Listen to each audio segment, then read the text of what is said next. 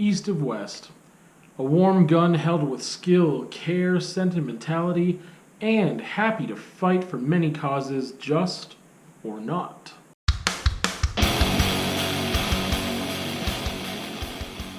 All right, we got east of west. First thing, no spoilers in this thing.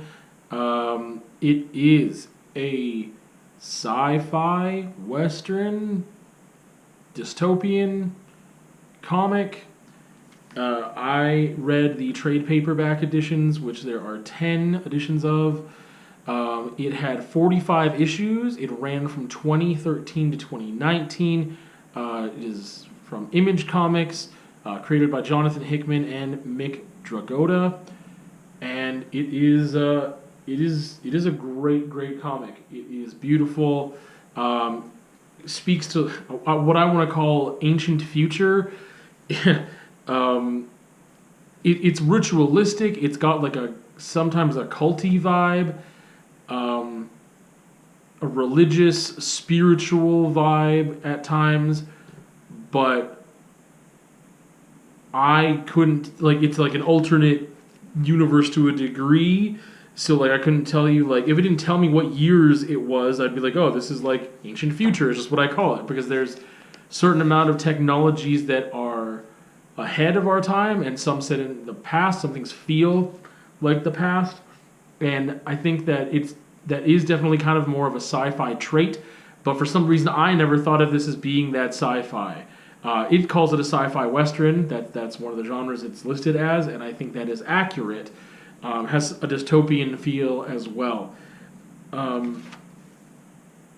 So as always with comics or graphic novels, one of the things that I rate it on is not just the storytelling and the concept and the story itself and the diction, but also the images have to be quality. This is a really unique comic to me, I feel, because of just the way that it sets its own mythology in a really nice way, and visually is part of that. It's got great covers, and just to show you what some of this is like, there's many sections that are broken up into parts and almost like chapter headings, and in that we have little quotes. "We've taken everything you love" is one of them, but sometimes they're very introspective little quips. One of the main things I like to focus on with comics is that the cover art does not have a huge discrepancy between what's in between covers and the pages of art, because sometimes the cover art is blow your socks off amazing, and inside it's very stripped down and basic. But this gives you so much. Also, it is just incredibly dynamic with how they have designed their pages. The layout is just great. Lettering is great. Coloring is beautiful. I think that it is a little more contemporary in its coloring for sure. The palettes are just gorgeous. And this is why it doesn't...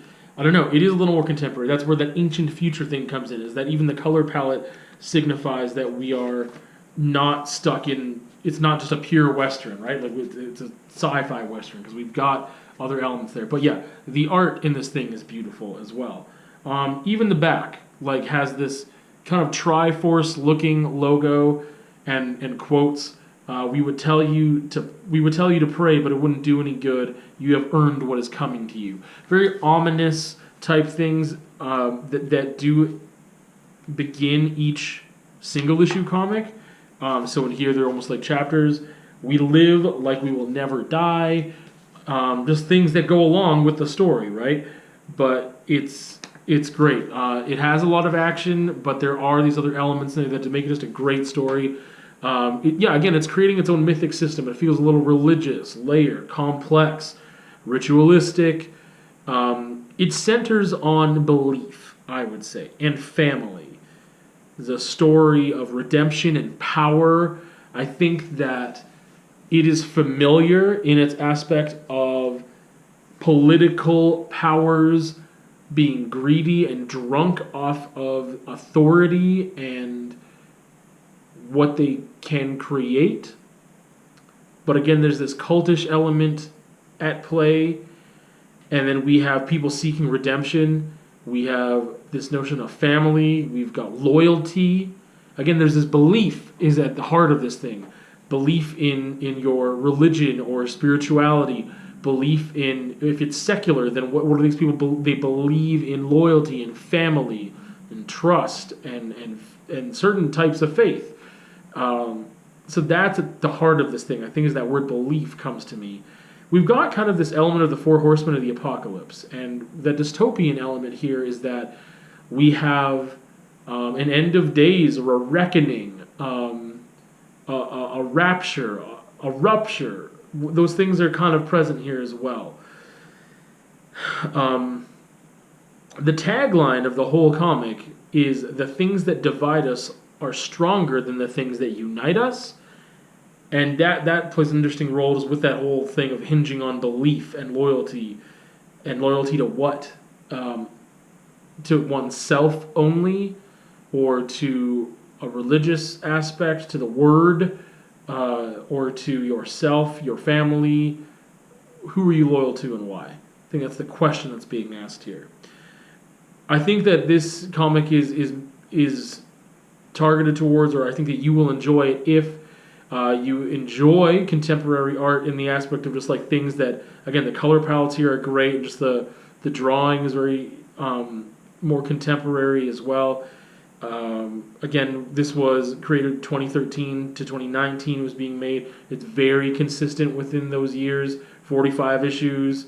The storytelling here is great as well. Again, if you're into that more sci-fi, what I called ancient future genre, a little bit of dystopian theme. Again, we've got this political power struggle kind of happening, but then this familial aspect. It is pretty diverse in that way. It's got some light humor in it, but it's overall kind of serious. But it is about relationships. Again, relationships with who? Yourself, your family, political stuff, spiritual or religious things, cults. The coloring and the layout is incredibly dynamic. I think that if you enjoy that type of art, it is for you. If you enjoy that type of story, it is for you. It is not incredibly complex or incredibly layered in a way that it's so dense. I think it's easy to follow and enjoyable to read. So I don't feel like it's overcomplicated and incredibly dense or over the top conceptual in any way. But it does have those little bits that engage the mind as well as being an entertaining story. There's some little nuggets of wisdom and prophecy, I would say, that are scattered throughout. But it is very rich in its entertainment value, and it is somewhat serious. I place it high on my shelf, just below top shelf. It is great. Image Comics, they pump out consistently great stuff, and we've got Jonathan Hickman and Nick Dragotta heading this thing up here with the art direction, design, and the story writing as well. It's a beautiful, beautiful comic in kind of every way. But I mean, we are exploring those themes of family and relationships and loyalty, etc., through a lot of, again, with power struggles and violence as well.